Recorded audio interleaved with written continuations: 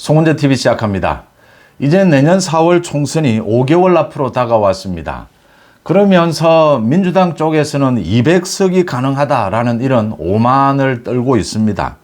또 국민의힘 쪽에서도 이준석과 홍준표입니다. 홍준표가 이준석이 만약 신당을 창당한다면 이 정의당보다 의석수가 많을 수 있다라는 주장도 하고 있습니다. 민주당에서도 조국이 신당을 만든다, 이낙연이 신당을 만들 수 있을 것이다. 반명, 비명 반명을 중심으로 이런 여러 가지 이야기들이 나옵니다. 또 지금의 여권, 윤석열 대통령, 윤석열 신당이 출연할 수도 있지 않느냐 이런 이야기까지 나오고 있습니다. 이 이야기의 바탕에는 무엇이 있느냐? 그러니까 총선이 다가오면서 언제나 신당, 창당, 또 분당 이야기가 나올 수밖에 없습니다. 윤석열 신당, 정계 개편, 이준석 신당, 조국 신당, 누가 200석을 차지하느냐? 200석을 차지하는 것은 어느 정당이든 불가능에 가깝습니다. 그런데 이런 이야기가 나오는 이유는 선거제도 때문입니다. 선거제도, 위성정당, 비례정당 이렇게 부릅니다. 이 비례대표제 이걸 놓고 지난번 총선 선거를 앞두고 민주당과 정의당이 결탁을 해서 날치기 통과시킨 선거법이 지금의 선거제도입니다. 그러니까 위성정당이 탄생을 했습니다. 지난번 총선에서는 국민의힘도 위성정당을 만들었고 비례의원만 뽑는 위성정당, 민주당도 위성정당을 만들었습니다. 그래서 민주당에서 정말 수준 이하의 국회의원들이 위성정당을 통해서 당선이 됐습니다. 물론 총선이 지나고 난 다음에는 전부 합당을 했습니다. 어떻게 이런 코미디 같은 이런 저질의 선거가 가능하냐, 선거제도가 가능하냐. 민주당과 정의당이 결탁을 해서 민주당이 정의당을 위해서 만들어준 것입니다. 이게 소위 준연동형 비례대표제라고 하는 것입니다. 그러니까 지금 우리나라의 국회의원 수는 300명입니다. 이 가운데 47명이 비례대표입니다. 이 47명 가운데 비례대표성을 강화한다라고 하면서 이 지역구에서 얻은 의석수가 전국 정당 득표율에 미치지 못하면 득표율의 50%만큼 의석을 배당한다. 이렇게 해서 이 비례정당, 이 위성정당이 생겨도 이게 비례대표 의원을 배출할 수 있는 이런 구조로 만들었던 겁니다. 비례대표성을 강화한다. 이런 식의 말도 되지도 않는 논리로 지난번 총선 전에 만들었던 제도입니다. 국회에서 언제나 선거 제도를 고치기 위해서 또 선거구 획정 때문에 이 정개특위를 운영을 합니다. 이미 시한이 지났습니다. 국회가 선거법 관련해서 이 법을 지키지 않는 것은 이제는 연례 행사입니다. 선거가 있을 때마다 법을 지키지 않습니다. 그런데 현실적으로 이달 안으로는 지금 이 선거법 제도를 바꿔야 합니다. 선거 제도를 바꿔야 합니다. 다음 달은 이제 예비 후보 등록이 이루어집니다. 그래서 이번 달 안으로 이 선거 제도를 바꿔야 하는데 이번에는 바꿀 수 있겠느냐? 어떻게 바뀌느냐? 이 준연동형 비례대표제다라고 하는 상당히 좀 어렵습니다. 좀 까다롭습니다. 이걸 바꿀 것이냐? 이 또 위성정당, 또 비례정당이 탄생하는 것 아니냐? 지금 국민의힘에서는 국회의원 정수도 줄이자라고 하고 있고 비례대표도 줄여야 한다라고 하고 있고 민주당에서는 오히려 비례대표를 늘려야 한다라고 주장을 하고 있습니다. 이게 지금 충돌을 하게 되면 민주당이 동의하지 않으면 지금 정개특위에서 이 선거제 개편은 불가능합니다. 그러면 이 지난번처럼 위성정당, 비례정당이 탄생할 수밖에 없습니다. 지난번처럼 이 선거제도로 그대로 갈 수밖에 없다. 아니면 민주당이 국민의힘의 주장을 받아들이는 겁니다. 국민의힘은 지금 준연동형 비례대표제, 이건 위성정당을 만드는 우스운 꼴이 된다. 그래서 원래대로 돌리자라는 겁니다. 병립형 비례대표제라고 합니다. 지금 민주당, 국민의힘, 정당이 득표하는 그 비율대로 비례대표 의석을 나누자라고 하는 겁니다. 그러면 이제 양당제가 굳어진다. 이런 반발이 있긴 합니다. 그런데 현실적으로 지금 그대로 가거나 지난번 선거제 이대로 가거나 아니면 민주당이 국민의힘의 주장을 받아들여서 원래대로 돌리는 그러니까 병립형 비례대표제라고 하는 이 기존 정당의 득표율에 따라서 비례대표를 나누는 이 방식으로 갈 가능성이 높습니다.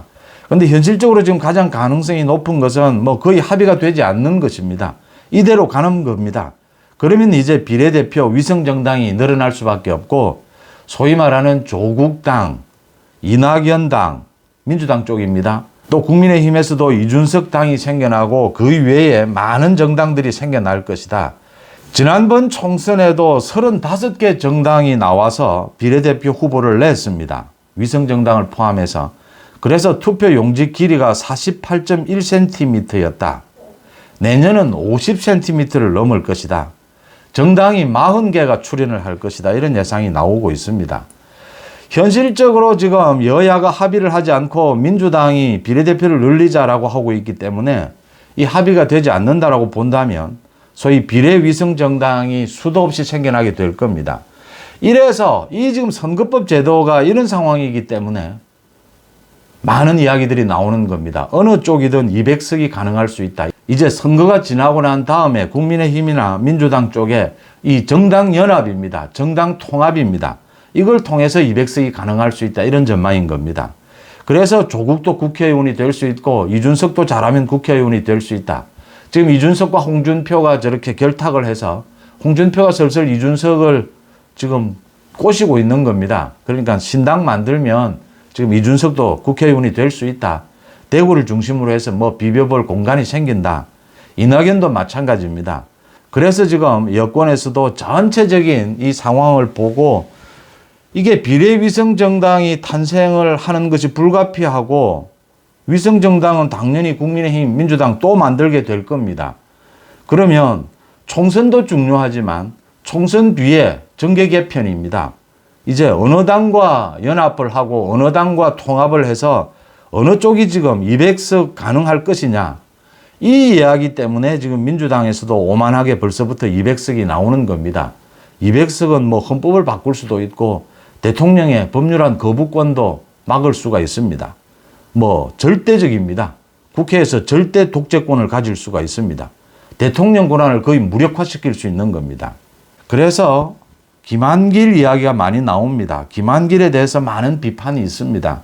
그런데 윤석열 대통령이 김한길에 대해서 격려도 하고 윤석열 대통령이 김한길의 이 통합 노력에 대해서 아주 평가도 했습니다. 그러는 이유 중에 하나는 윤석열 대통령도 이 부분, 이 전체를 보고 있는 것입니다.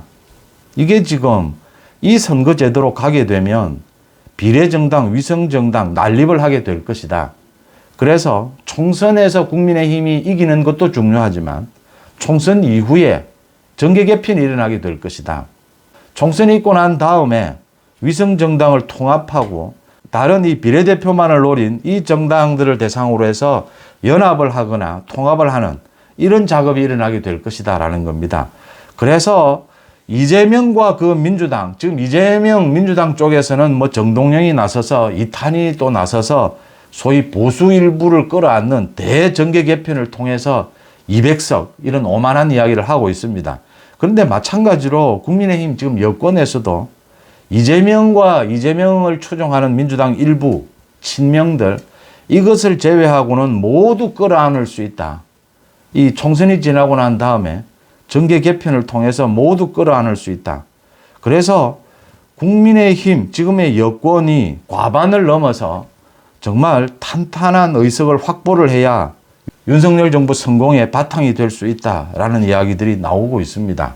지금 막 쏟아지고 있는 200석이 어떻고 조국 신당, 이준석 신당 이런 것들이 그 배경에는 이 선거제 개편 부분입니다. 이번 달 안으로는 마무리를 해야 하는데 이 선거제도 개편이 어려울 것이다. 그래서 위성 비례정당이 출연을 할 수밖에 없다.